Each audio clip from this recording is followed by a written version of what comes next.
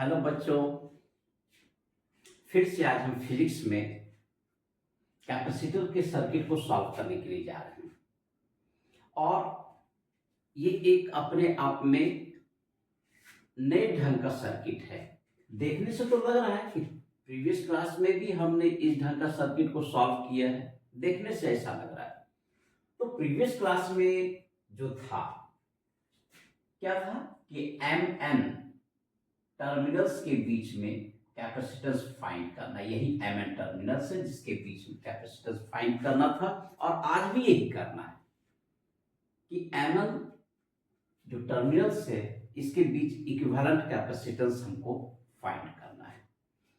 लेकिन प्रीवियस जो क्वेश्चंस था ना, उसमें क्या था कि एक कैपेसिटर्स यहाँ पर कनेक्ट कर दो, एक कैपेसिटर यहाँ पर कनेक्ट कर किया हुआ था, और ये 2 माइक्रोफैराड था, ये भी 2 माइक्रोफैराड था, और इसी तरह से सारा यहाँ पर क्या था 2 माइक्रोफैराड 2 माइक्रोफैराड 2 माइक्रोफैराड। ये कितना था 1 माइक्रोफैराड था, ये 1 माइक्रोफैराड 1 माइक्रोफैराड 1 माइक्रोफैराड। और हम लोगों को क्या करना था, इक्विवेलेंट कैपेसिटेंस सॉल्व करना था। ये प्रीवियस टाइप्स हम इसमें दिखा रहे हैं।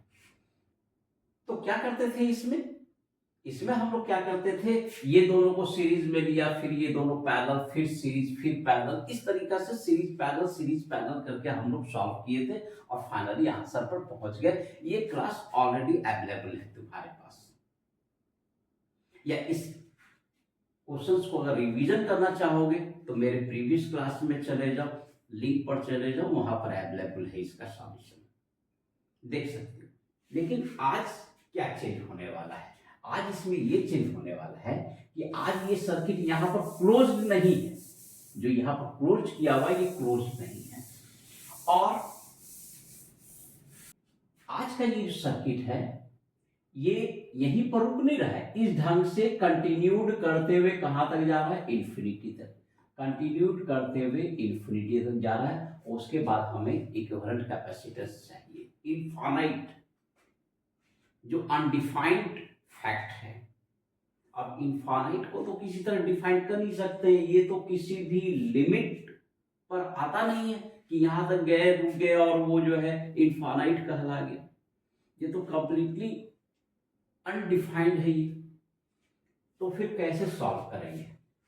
हर एक कैपेसिटर का कैपेसिटेंस चलो सी ले लेते हैं, डिफरेंट भी दिया जा सकता है, बल्कि टेक्स्ट बुक वगैरह में भी ये क्वेश्चंस अवेलेबल है। जितने भी टेक्स्ट बुक्स होंगे या रेफरेंस बुक हैं या प्रैक्टिस बुक हैं, सभी जगह ये क्वेश्चन अवेलेबल है। कारण कि ये सब जो सर्किट है ना, ये बेसिक टाइप का सर्किट है। बनना तो है इसको सीरीज पैरेलल पर ही, क्योंकि हमारे पास कंसेप्ट अभी तक जो हमने तुमको दिया है ना, वो सीरीज पैरेलल पर ही बेस्ड है। लेकिन ये सीरीज पैरेलल पर दिख कहां से रहा है, ये खोजना पड़ेगा। हमने पिछले क्लास में भी तुमको बताया, P for physics and P for practice, अगर ये दोनों का कॉम्बिनेशन हो जाए तो मैटर सॉल्व। कारण है कि अभी तक हमने बहुत सारे टाइप्स का न्यूमेरिकल्स तुमको बताया है, लेकिन अब ये एक नया प्रॉब्लम खड़ा हो गया।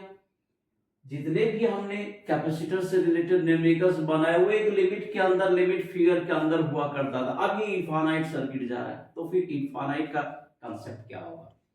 किसी थ्योरी में तो ऐसा नहीं था ना कि आप इनफाइनाइट के लिए ये फॉर्मूला लगा दीजिए।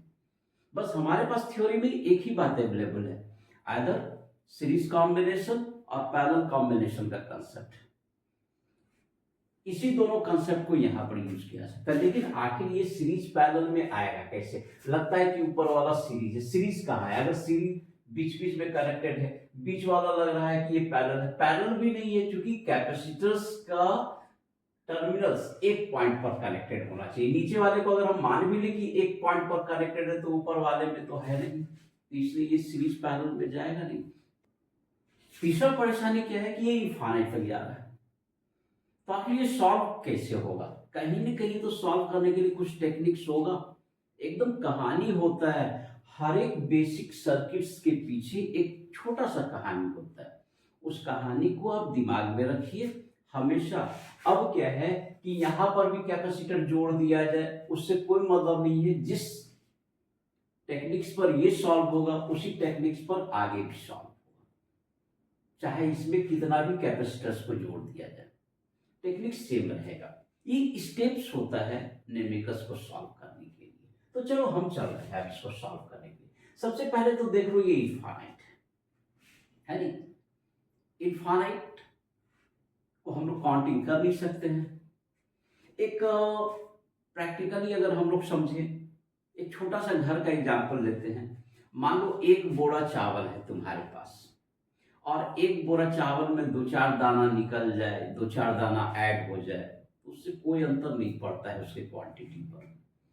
जब हम लोग मार्केट में खरीदने के लिए जाते हैं चावल, तो क्या होता है उसको तौलाने से लेके रखवाने तक में 2-4 दाना इधर उधर हो ही जाता है। तो इसका मतलब ये नहीं कि हम उसके लिए दुकानदार का पैसा हम लोग काट दें या दुकानदार को 2 बात सुना दें कि भाई मेरा 2-4 दाना गिर गया है। अगर आप ऐसा करेंगे तो वो थोड़ा सा चावल और आपके बोरा में डाल देगा, ऐसा होगा ना। मतलब थोड़े से क्वांटिटी से कोई अंतर नहीं पड़ता है जहां पर कि एक लार्ज अमाउंट हो। यहां पर भी क्या है ना, कैपेसिटर सर्किट इनफाइनाइट तक जा रहा है। नंबर्स ऑफ कैपेसिटर्स जो कनेक्टेड है यहां पर वो इनफाइनाइट है। वहां पर तुम एकाध सर्किट हटा लो, एकाध सर्किट ऐड कर दो सेम, उससे कोई अंतर नहीं पड़ता है। बस यही इसका टेक्निक्स है, यही इसका एकदम टेक्निक्स है कि अगर हम इसमें ऐसा क्या हो रहा है ना, हमारे पास ये हम लोग देख रहे हैं कि यहां पर हम लोग ये वाले सर्किट ऐसा देखो, ये सर्किट बार बार ये रिपीट हो रहा है टिल इनफाइनाइट। ये जो सर्किट है ना, ये सर्किट बार बार रिपीट हो रहा है। तो इसी सर्किट को आइदर हम ऐड कर दें या रिमूव कर दें, क्या फर्क पड़ता है। तो चलो हम लोग क्या करते हैं ना, इसको रिमूव करके सोचते हैं। और रिमूव करके सोचेंगे तो हमारा ये पॉइंट बन जाएगा क्या, ये पॉइंट बन जाएगा P और ये पॉइंट बन जाएगा Q। यहां पर के लिए हम लोग सोचना शुरू करते हैं, ठीक है ना।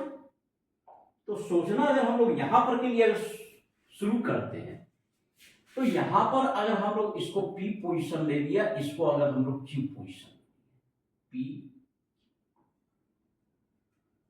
तो तुम Mn से शुरू होगे तो भी इन्फिनिटी पर, PQ से शुरू होते हो तो भी इन्फिनिटी पर, काउंटिंग में कहीं पर कोई अंतर नहीं आएगा।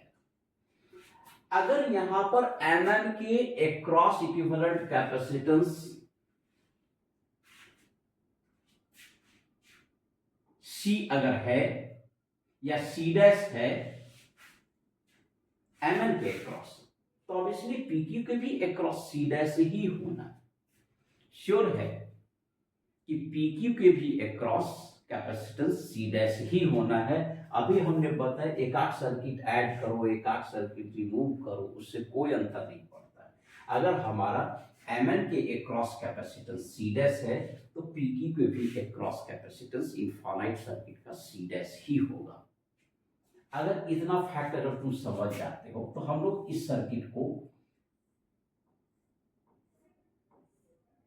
समझने की कोशिश इस ढंग से करें।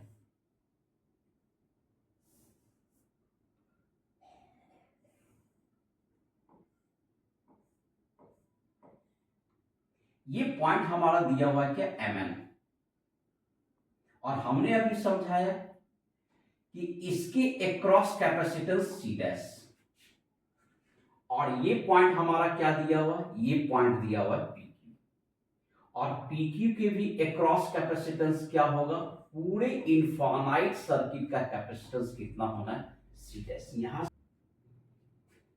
तो पूरा यहां से लेके यहां तक का इक्विवेलेंट कैपेसिटेंस जो इनफाइनाइट सर्किट का है, हमने समझा है C डैश होना है। तो चलो यहां से भी कैलकुलेट करेंगे तो सी डैश ही होना है। एमएन के भी एक क्रॉस अगर हम लोग कैपेसिटेंस को अगर सॉल्व करेंगे इक्विवेलेंट कैपेसिटेंस तो सी डैश ही होना है। तो जब दोनों जगह पर सी डैश ही हम लोगों ने कंसीडर कर लिया, अब ये मैटर तुम्हारा सीरीज पैरेलल में आ जाएगा। कैसे आ जाएगा तुम देख सकते हो यहां पर इस पॉइंट को तुम, ये पॉइंट हमारा एस है और ये पॉइंट क्या है। तो सबसे पहले अगर हम लोग एस टी के क्रॉस, इधर नहीं देखें, एस टी के क्रॉस अगर देखें तो तुमको समझ में आ जाएगा कि ये कैपेसिटेंस हमको सी दिया हुआ है, ये भी सी दिया हुआ है, और एस टी के अक्रॉस इधर ये दोनों क्या है, पैरेलल ग्रुपिंग में चल रहा है। और जब पैरेलल ग्रुपिंग में है तो फिर इसका जो इक्विवेलेंट कैपेसिटेंस हमारा निकालना है, इसका इक्विवेलेंट कैपेसिटेंस यहां पर हम लोग फाइंड कर लेंगे और फाइंड करके देखेंगे कि इसका equivalent capacitance C plus C dash होगा। इसी Mn के अक्रॉस हमको इक्विवेलेंट कैपेसिटेंस चाहिए। समझ में आ रहा है? बिल्कुल धीरे धीरे देखो, इनफाइनाइट सर्किट था, इनफाइनाइट सर्किट को हमने इस तरीका से रिड्यूस कर दिया और इस तरीका से रिड्यूस करने के बाद ये दोनों पैरेलल ग्रुपिंग में नजर आने लगा। यहाँ तो कहीं कुछ नजर ही नहीं आ रहा था कि क्या सीरीज है, कहाँ पैरेलल है, लेकिन हम लोगों ने उसको धीरे धीरे करके हम लोगों ने क्या किया, रिड्यूस कर दिया। और रिड्यूस करके हम लोगों ने क्या किया, लिखा। ठीक है ना? अब तुमको यहाँ पर क्या है, अब ये दोनों कैपेसिटर क्लियर है कि Mn के क्रॉस के है, दोनों सीरीज ग्रुपिंग में है। अगर सीरीज ग्रुपिंग में है लेकिन Mn के क्रॉस कैपेसिटेंस क्या निकलना है, हमको सीधा से ही निकलना है। ये बात जान लो कि Mn के अक्रॉस जो हमारा कैपेसिटेंस है वो हम पहले ही बता चुके, आइदर PQ तुम सॉल्व करो या अक्रॉस Mn निकालो, वो सीधा से निकलना है। यहाँ पर भी हमारा Mn के अक्रॉस कितना निकलना है, सीधा से निकलना है, इक्विवेलेंट कैपेसिटेंस सीधा से निकलना है। तो यहाँ पर ये दोनों सीरीज ग्रुपिंग में है, तो हम लोग लिखेंगे 1/CMn। तो 1/CMn भी कितना होगा, C डैश ही निकलना है। दैट इक्वल टू, ये दोनों हमारा सीरीज ग्रुपिंग में है, फॉर्मूला है 1/C1, तो 1/C1 का वैल्यू C, 1/C2 तो 1 यहाँ पर C प्लस यहाँ कितना हो गया, C डैश। अब क्या करना है, एलसीएम लेंगे, और जैसे ही हम लोग एलसीएम लेते हैं तो यहाँ पर 1/C डैश इक्वल टू, ऊपर में हो जाना है तुम्हारा 2C plus C dash LCM के बाद, और नीचे हो जाना है C डैश। तो यहाँ पर अगले स्टेप में क्रॉस मल्टीप्लिकेशन में हम लोग जाते हैं, और क्रॉस मल्टीप्लिकेशन में जैसे ही जाएंगे तो क्या हो जाएगा, twice C dash plus C dash square equal, इसको मल्टीप्लाई करेंगे तो C square plus C dash into C। अब सभी को LHS के साइड में लेके आते हैं तो क्या हो जाता है, देखो C डैश मेरा वेरिएबल क्वांटिटी है, इसी को फाइंड करना है, प्लस इसको लाके इधर सब्ट्रैक्ट करेंगे तो C डैश, इसको इधर लेके आएंगे C स्क्वायर इक्वल टू 0। ये बिल्कुल तुमको समझ में आ रहा होगा कि ये वाला जो इक्वेशन है ना, ये क्वाड्रेटिक इक्वेशन पर चल रहा है। तो अब इसको सॉल्व करने के लिए क्या है, क्वाड्रेटिक इक्वेशन का ही हमको हेल्प लेना पड़ेगा। तो क्वाड्रेटिक इक्वेशन को हेल्प लेने के लिए क्या करते हैं, थोड़ा स्पेस बना लें।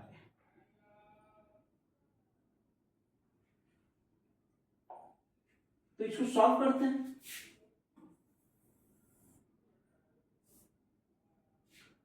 क्या होना है, C dash equal to minus B, तो B के जगह पर क्या है C, plus minus root under B square minus 4AC, B square minus 4, A में तो 1 दिया हुआ है और C में तुमको दिया हुआ है यहाँ पर माइनस C बाय नीचे 2A। यही क्वाड्रेटिक इक्वेशन का फॉर्मूला होता है। तो हमने क्वाड्रेटिक इक्वेशन पर डाल दिया, इसलिए C डैश इक्वल टू हो जाएगा minus C plus minus root under 5C square by 2।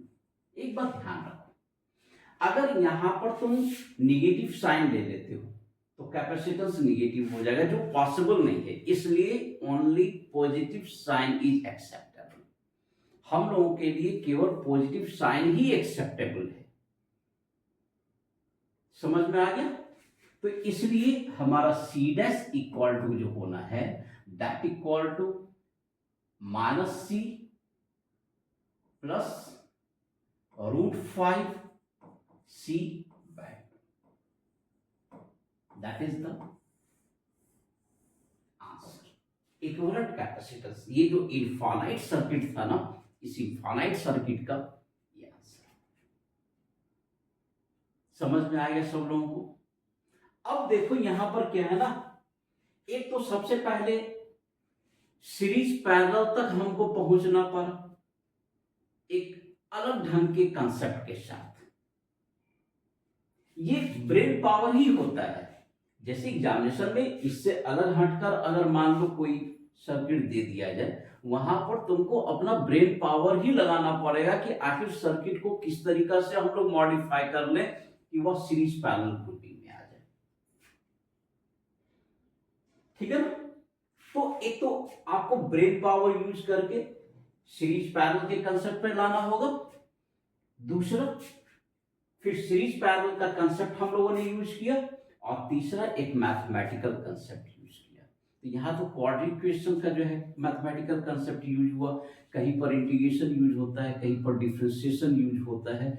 Physics में तो ये सब ऑर्नामेंट्स, फिजिक्स का ये सब, मैथमेटिक्स तो उसका ऑर्नामेंट्स होता है नहीं, उसी से फिजिक्स को हम लोग सजा सकते हैं और सजाते हुए हम लोग आंसर को पहुंच सकते हैं। इससे अलग हटके भी दूसरा सर्किट हो सकता है। तो दूसरे सर्किट को ऐसा करते हैं कि तुमको हम दे देते हैं, तुम इसको सॉल्व करने की कोशिश करो, फिर हम उस पर काम करेंगे, फिर उसको हम डिस्कशन करेंगे। एक दूसरे सर्किट को आज हम देते हैं। क्लियर है ना? तो यहां पर ये एक सर्किट दिया हुआ है। अगर यहां पर अगर एक सर्किट ऐसा दिया हुआ, तो ये सर्किट क्या है ना, एकदम बिल्कुल सिंपल सर्किट है। देखने से लग रहा है कि सिंपल सर्किट है। यही एक सर्किट दिया हुआ, और इस सर्किट में क्या है ना, बहुत सिंपल है। ऊपर सीरीज, नीचे सीरीज, फिर पैरेलल सॉल्व करेंगे, मिल जाएगा तुमको आंसर। लेकिन इस सर्किट को मॉडिफाइड कैसे किया जाएगा?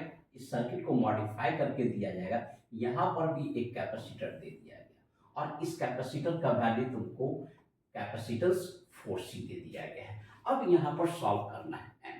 क्वेश्चन है फाइंड कैपेसिटेंस